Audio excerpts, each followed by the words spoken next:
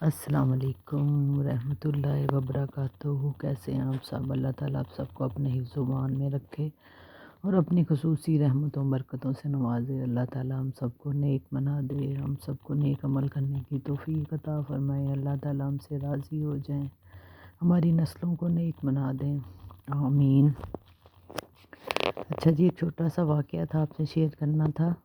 اس واقعہ کو سننے کے بعد اس پہ ذرا غور کیجیے گا، پھر آپ کو سمجھ آئے گی کہ اس واقعہ میں کیا جو ہے آپ کو ایک میسج دینے کی کوشش کی گئی ہے۔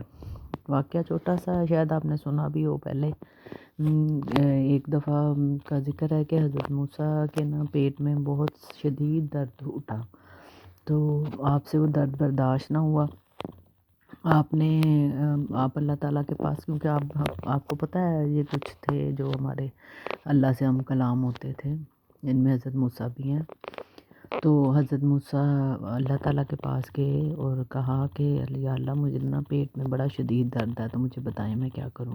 اللہ تعالیٰ نے کہا کہ آپ ایک جنگل میں جائیں، وہاں پہ فلاں بوٹی ہے، اس بوٹی کو توڑیں، اس کو مسلیں، مسل کے اس کا پانی یا تو اس کا کعوہ بنا کے پئیں یا اس کا پانی آپ پی لیں۔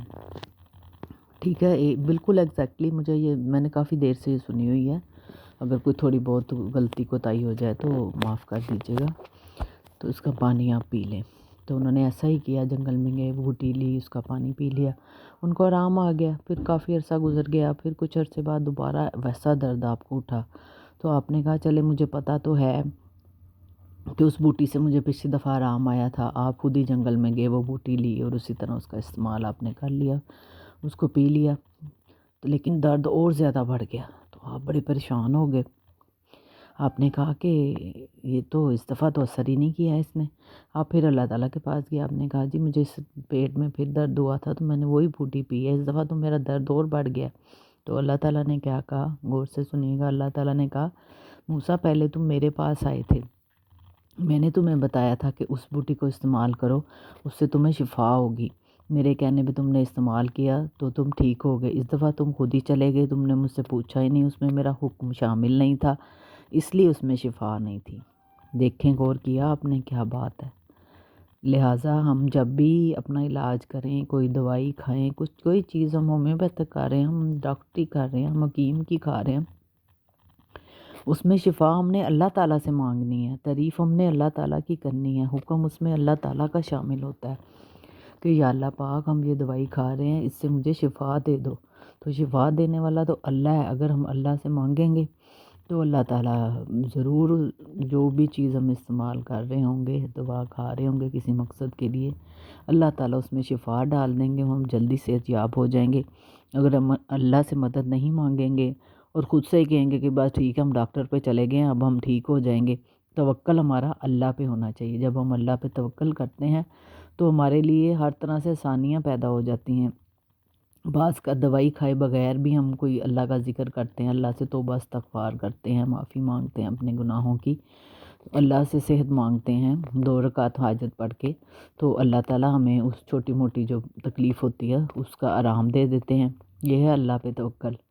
لہٰذا بس اس مثال پہ آپ غور کیجئے گا کہ جب بھی ہم اپنے بچوں کو کوئی دوائی دیں، اپنے لیے کچھ لینے ڈاکٹر سے لے کے آئیں، تو ہم نے اس میں شفا اللہ تعالیٰ سے مانگنی ہے، یا اللہ ہمیں صحت عطا فرمائیں۔ اللہ کا جب حکم اس میں شامل ہو جائے گا تو پھر وہ جو ہمارے لیے جو ہم دوائی کھا رہے ہیں ہمارے لیے شفا کا باعث بن جائے گی۔